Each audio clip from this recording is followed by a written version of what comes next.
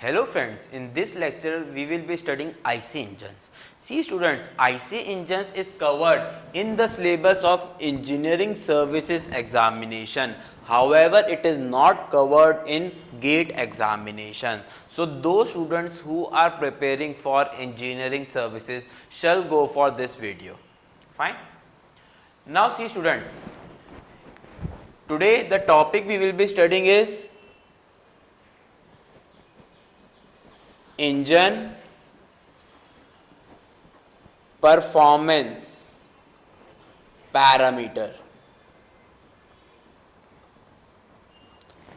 Now see students, as the name suggests, engine performance parameters. These are the parameters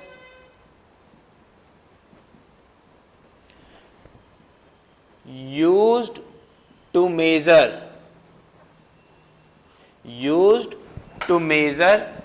performance of an engine. These are the parameters which are used to measure the performance of an engine, and these parameters are, the first one is your power, the second one with us is efficiency, and the third one with us is fuel consumption.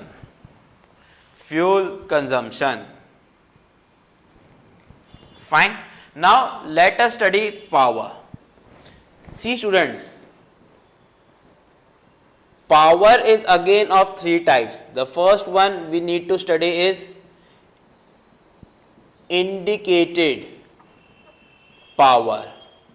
Then we will study brake power, and then your frictional power. See, indicated power is represented by IP, brake power is represented by BP, and frictional power is represented by FP. Then comes your efficiency. Again, efficiency, the first one is your indicated thermal efficiency. The second one is your brake thermal efficiency. The third one is your mechanical efficiency. The fourth one is your relative efficiency, and the fifth one is your volumetric efficiency. Fine. And then comes your fuel consumption. See, the fuel consumption is again of two types: indicated specific fuel consumption, and then you have brake specific fuel consumption. Fine. All these parameters we are going to study in this chapter, engine performance parameters, and it is one of the most important topics of your IC engines. Now see students, before going to the detailed concepts of engine performance parameters, we must know the first law analysis of an engine. And what do we mean by first law analysis? That means here we will apply conservation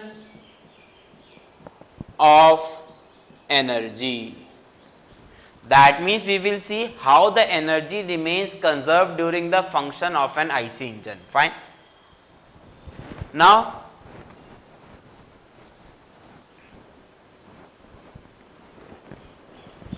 let me come to the first law analysis. Now see students,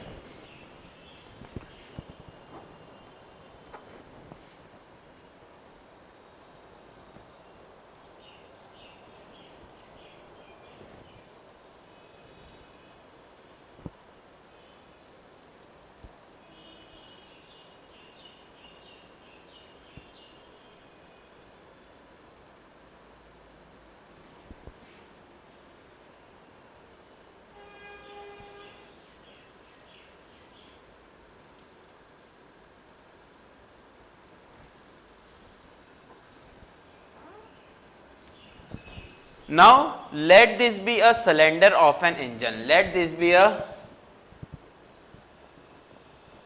cylinder. Let this be our inlet valve and let this be our exhaust valve. And this is nothing but piston. Fine. Now see, this piston is attached to another link that is simply known as our connecting rod. That is simply known as our connecting rod. And this connecting rod is attached to another link that is simply known as our crank. Is it okay? Now see students, with this crank is attached a shaft. With this crank is attached a shaft that is known as our crank shaft. That is known as our crank shaft. Now see students, let this be our top dead center and let this be our bottom dead center. And as the piston is reciprocating from top dead center to bottom dead center, as the piston is reciprocating from top dead center to bottom dead center, the crank is making a rotary motion. The crank is making a rotary motion like this. Fine. Now initially when the position of piston is at top dead center, when the position of piston is at top dead center, the position of crank is at point A. Now as the piston is moving from top dead center to bottom dead center, the piston is moving from point A, sorry, the crank is moving from point A to point B. Fine. So when the piston is moving from TDC to BDC, there is a crank motion. Crank motion from A to B. Fine. Now see students, now again what is happening?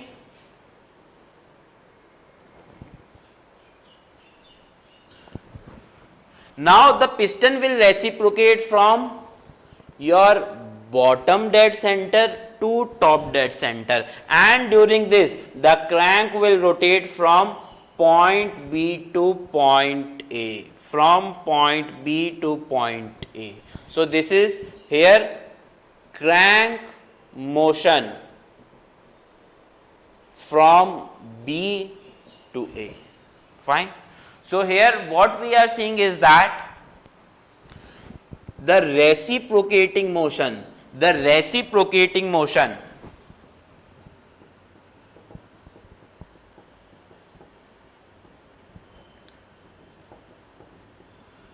of piston is getting converted into the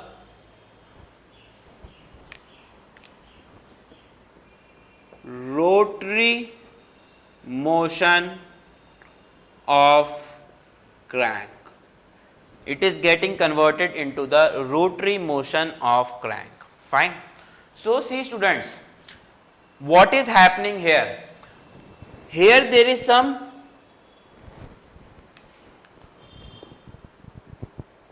fuel injector or spark plug. See, the fuel injector is used in our CI engines. whereas spark plug is used in our SI engines. Fine. Suppose what is happening,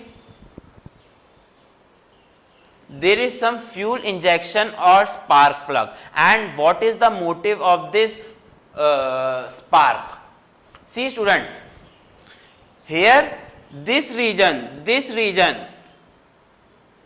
is known as our combustion chamber. This region is known as our combustion chamber. Why it is known as combustion chamber? Because here the combustion of air plus fuel mixture takes place. Is it okay? Now see what happens when the combustion takes place.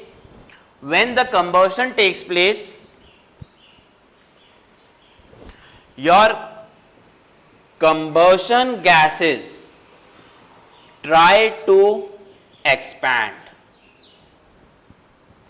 Obviously, the combustion gases will try to expand, and during this what we observe here is that, suppose there are some combustion gases particles, they will exert some force on the top surface of the piston, and this force is nothing but our gas force. Is it okay? And due to the action of this gas force, the piston is moving from top dead center to bottom dead center. So ultimately what we are seeing here is that earlier there was some chemical energy. Chemical energy is nothing but energy stored in fuel. Now that chemical energy is converted into your heat energy, and this phenomena takes place due to combustion, and this heat energy is then converted into power at piston. See, these gas forces are exerting some forces on the piston, due to which the piston is reciprocating from top dead center to bottom dead center. Is it okay? So ultimately what we are achieving, power at piston due to gas forces. Is it okay? Then ultimately this power at piston is used to rotate this crankshaft. So what we obtain here is that power at crankshaft. Is it okay? So this is nothing but transformation of one form of energy into another form of energy. See, earlier it was chemical energy, the fuel underwent combustion, it transformed into heat energy, then this heat energy is transformed into power at piston, and ultimately the power at piston is transformed into power at crankshaft. This is how energy transformation takes place. Fine. See students, now earlier there was energy stored in fuel. Fine. And that energy got converted into your heat energy by means of a phenomena that is known as your combustion phenomena. Fine.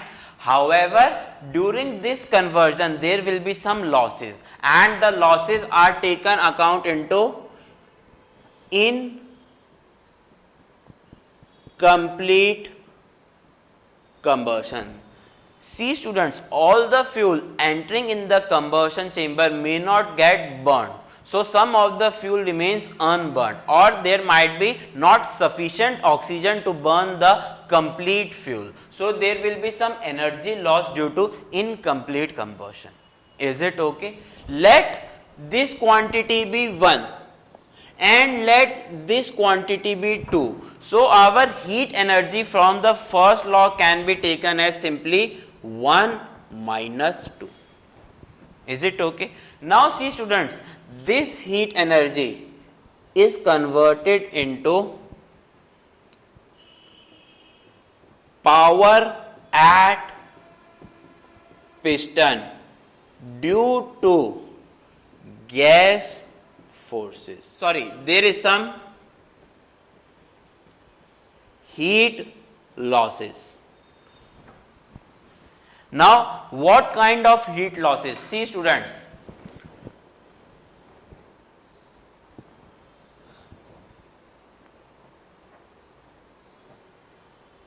suppose this is our combustion chamber and this is our piston. Now here the temperature is very high, so there will be some heat loss by means of radiation. Is it okay? And this heat loss will take place to surrounding atmosphere. Fine. Moreover, some of the heat loss will be to coolant. See, the coolant is continuously circulating within the cylinder block. So this coolant absorbs some heat from the combustion chamber. Is it okay? And see, here we see heat losses are of two types: radiation and that of coolant.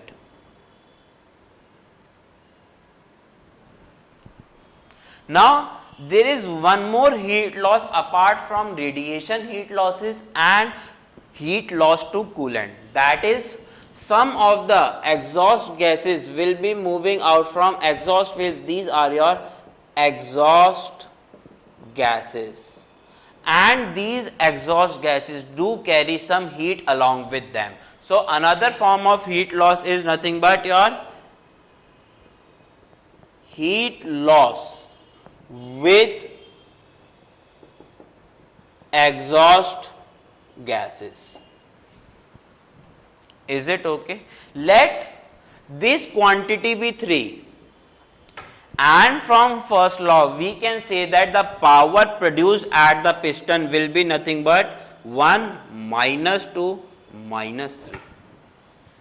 Is it okay? Now see students, what is happening?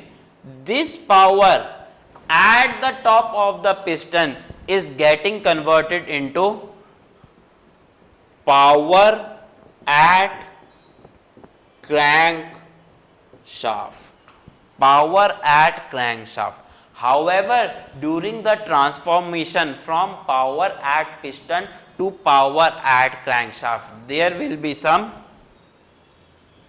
frictional losses, and moreover there will be some pumping losses. Is it okay? Now let us see what kind of frictional losses takes place here.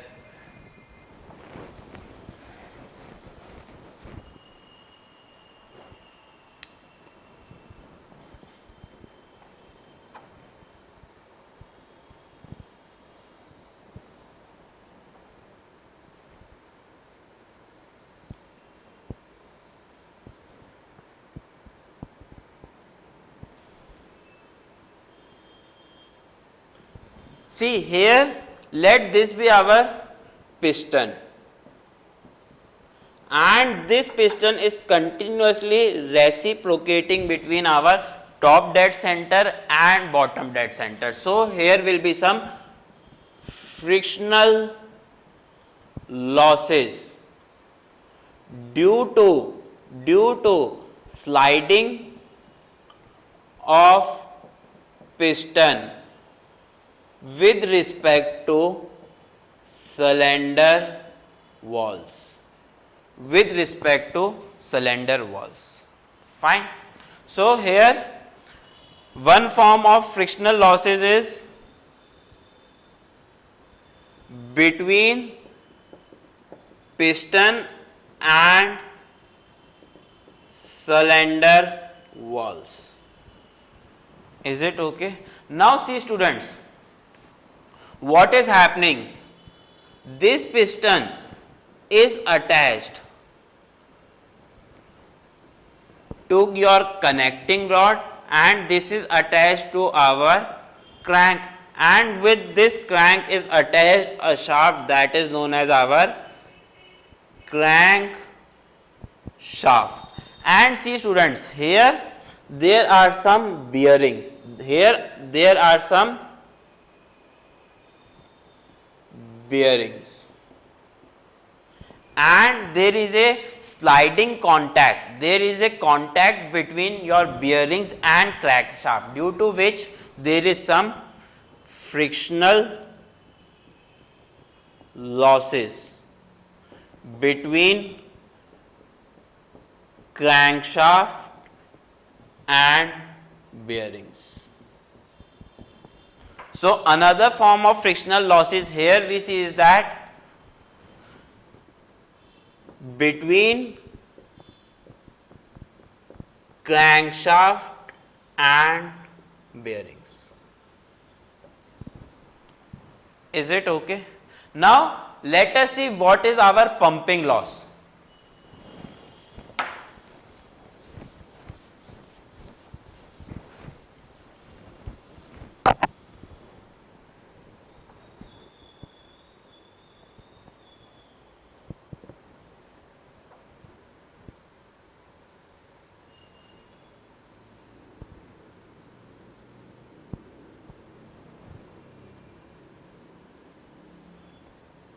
Suppose this is our piston and it is moving from TDC to BDC. Let here at the upper surface of the piston the pressure be P1 and let here the pressure be P2, and we know that P2 is greater than P1. So there will be some pressure difference delta P, and this pressure difference is nothing but your adverse pressure difference. Now see students, when the piston is reciprocating from top dead center to bottom dead center, it must act against some adverse pressure difference, due to which some of the power at the piston is lost. Fine, and this is nothing but your pumping losses. So it can be defined as power loss to overcome adverse pressure difference. This is our pumping loss. Now see students, together this frictional loss and pumping loss, let it be some quantity 4. Fine. So our power at crankshaft can be simply written as 1, minus 2, minus 3 and minus 4. Is it okay?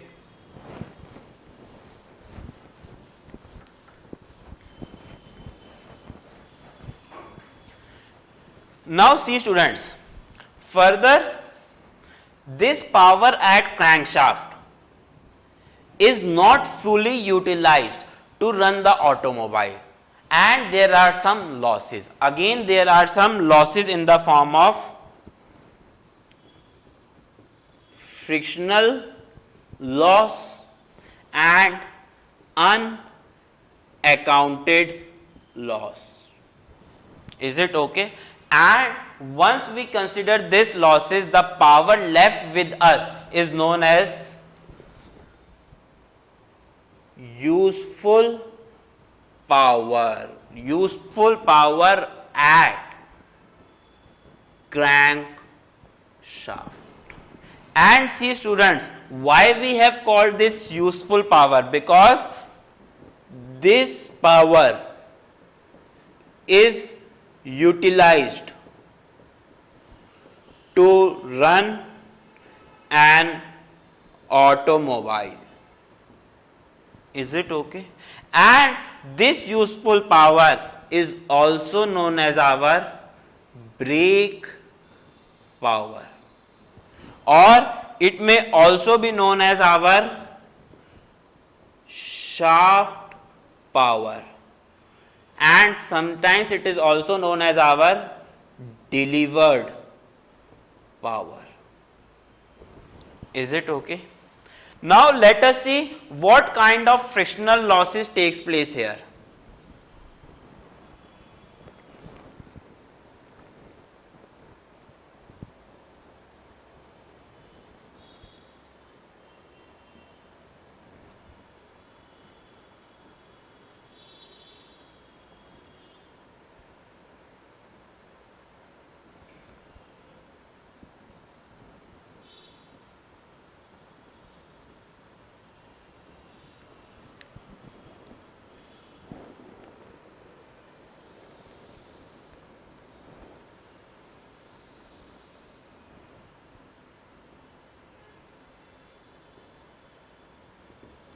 Now see students, this is our connecting rod, this is our crank, and with this crank is attached a crankshaft.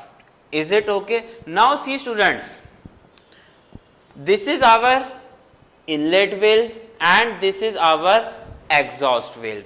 These inlet valve and exhaust valve are operated with the help of a cam shaft. So this camshaft is utilized to operate the valve mechanism, and this crankshaft is attached to crankshaft with the help of gear mechanism. Now see students, this camshaft is also supported by some bearings. These are nothing but our bearings. And again there will be some frictional losses. So here we consider frictional losses between camshaft and its bearing. So here this is nothing but between camshaft and bearings. Is it okay? Now come to our unaccounted losses. See students, what do we mean by unaccounted losses? See, there are some auxiliary devices. For example, we need to operate this valve mechanism, and this valve mechanism is operated with the help of a camshaft, and camshaft derives its power from crankshaft. So some of the power of the crankshaft is utilized to run our valve mechanism. Similarly, there is some auxiliary system in the form of ignition system. See, here what we do, we provide spark, and the regulation of this spark is with the help of some ignition system, and that ignition system also derives the power from crankshaft. Is it okay? So this is nothing but, unaccounted losses are nothing but power required to run